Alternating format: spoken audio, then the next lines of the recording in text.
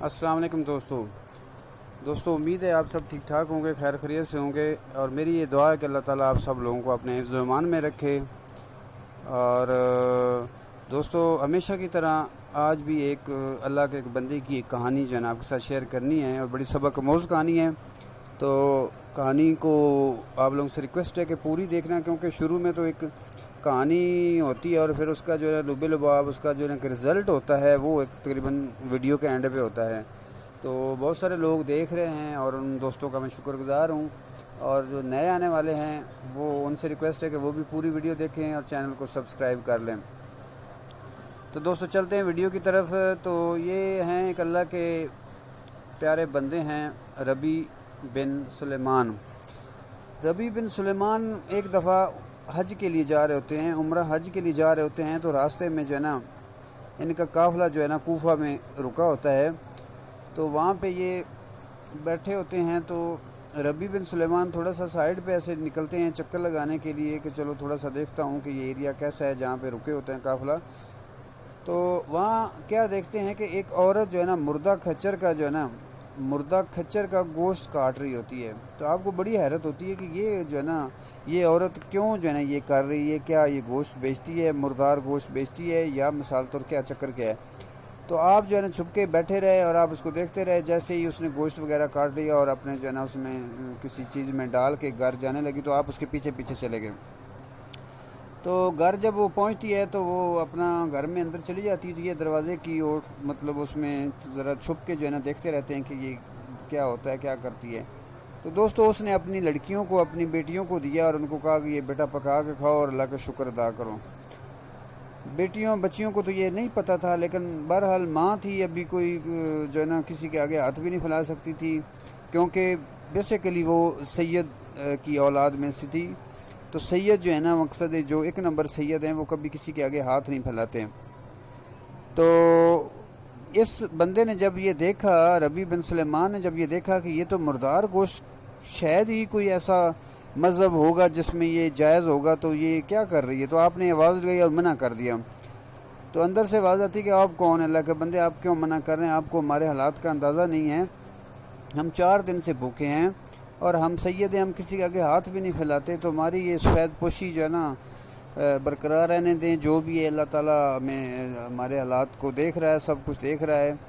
تو آپ جو ہے نا مقصد ہے کہ نہ کریں۔ تو ربیع بن سلیمان نے ان کو روک دیا، انہوں نے کہا کہ آپ تھوڑا صبر کریں، یہ گوشت نہیں کھانا، میں آتا ہوں۔ تو آپ جو ہے نا آپ نے ان کی بات نہیں سنی، آپ چلے گئے، اور جدھر قافلہ جو رکا ہوا تھا وہاں گئے تو اس کا سب سامان وغیرہ وہاں پڑا تھا، تو اس کی اشرفیاں اور وہ جو کوئی مال و دولت اس نے ساتھ رکھی تھی، خرچہ وغیرہ عمرہ پہ جو اس نے کرنا تھا، اپنا پیسے وغیرہ جو رکھے ہوئے تھے، وہ سارے کے سارے وہاں سے لیتا ہے اور بازار چلا جاتا ہے، وہاں سے راشن لیتا ہے، اور کچھ پیسے جو بچ جاتے ہیں تو وہ بھی اسی آٹے میں اور اس راشن کے اندر اس میں رکھ کے تو اس عورت کو جا کے دے دیتا ہے، اور اس کو کہتا ہے کہ یہ آپ کھائیں اور جو ہے نا میرے لیے دعا کر دیں بس۔ تو دوستو اس عورت نے اس کے لیے زبردست قسم کی دعا کر دی، اس نے کہا کہ اللہ تعالیٰ آپ کو حج کا ثواب دے، اور اللہ تعالیٰ آپ کو ایسی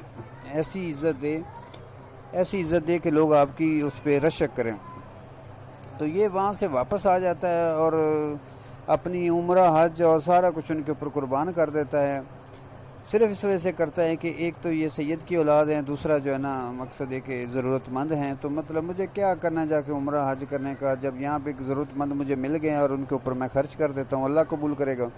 لیکن تھوڑا بہت ظاہر انسانی فطرت ہے، دل میں یہ تھا کہ شاید میری حج سے میں رہ گیا ہوں اور میں جو ہے نا خوش قسمت نہیں ہوں۔ تو دوستو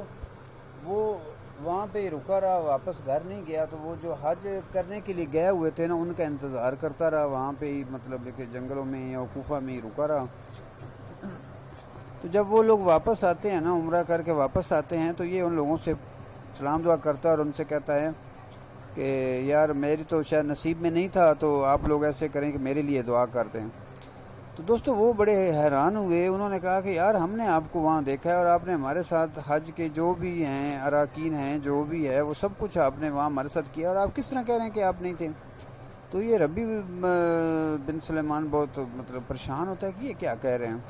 تو دوسرے کو کہتا ہے یار آپ میرے لیے دعا کر دیں، یہ تو نہیں کر رہا۔ وہ کہتا ہے یار آپ عجیب بات کرتے ہیں، آپ ہمارے ساتھ حج کر کے اور یہ آپ کو کیا ہو گیا، آپ اس طرح کی کیوں باتیں کر رہے ہیں؟ تیسرا بھی یہی کہتا ہے یار ابھی آپ کو کیا ہو گیا، آپ ہمارے ساتھ نہیں تھے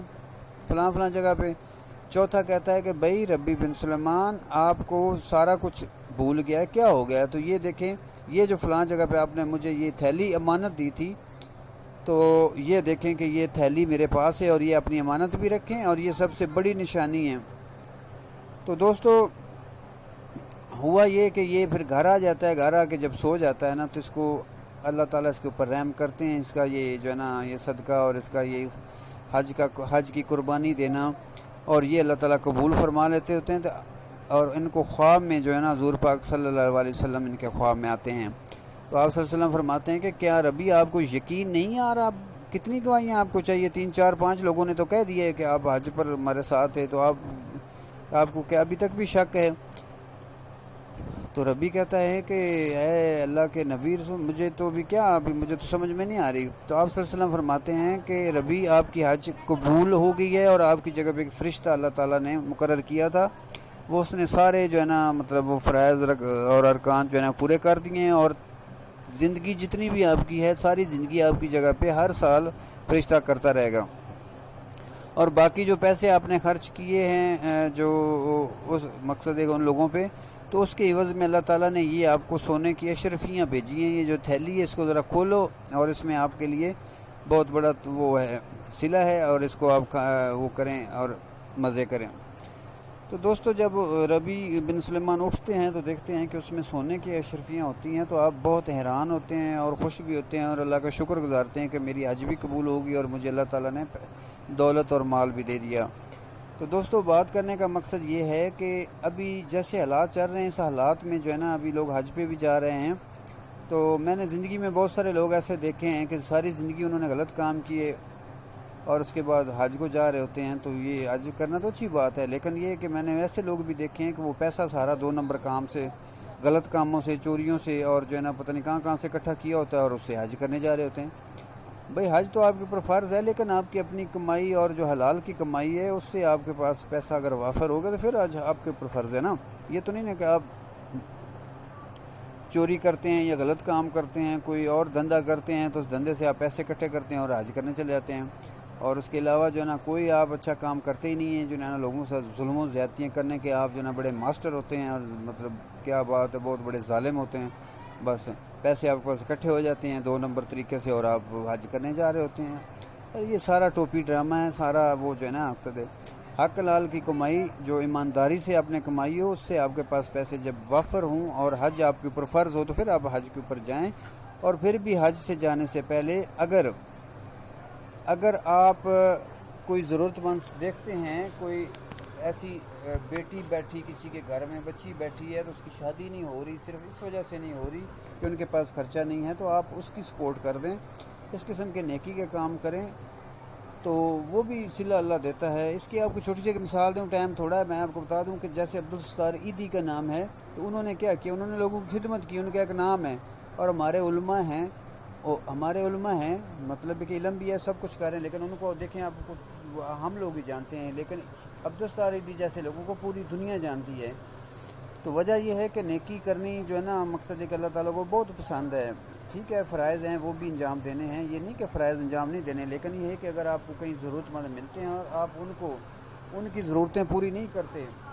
اور اس کے بعد جو ہے نا مقصد ہے کہ 2 نمبر پیسوں سے حج کر رہے ہیں، اس کا کچھ فائدہ کوئی نہیں۔ تو دوستو ویڈیو آج کی آپ کو اچھی لگی تو اس کو لائک کریں، شیئر کریں، اور میرے چینل کو سبسکرائب کریں۔ ویڈیو دیکھنے کا شکریہ، اللہ حافظ۔